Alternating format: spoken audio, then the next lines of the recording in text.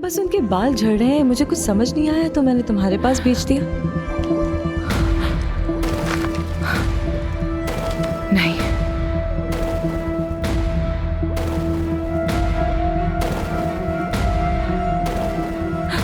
नहीं नहीं नहीं नहीं नहीं।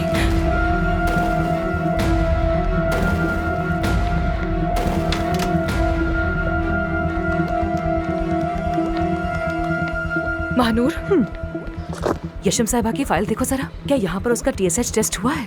देखने की जरूरत नहीं है, उन्होंने सारी रिपोर्ट्स बाहर से करवा ली थी। यहाँ उनका TSH नहीं हुआ क्या? क्या हुआ? धोखा दिया है उसने हमें। क्या? उसने अपनी पुरानी रिपोर्ट्स को नए चेकअप में डाल दिया है। ये देखो, क्या कह रही हो? देखो सब कुछ है यहाँ, मगर TSH रिपोर्ट नहीं है इसमें। ये देखो, 5 साल पुरानी। खुदा की कसम, क्या किया है उसने? और उसने ऐसा क्यों किया? जरूर उसका थायराइड हाई था, ऑपरेशन मुमकिन नहीं था, वो मर सकती थी। यानी खतरा अब भी है। क्या?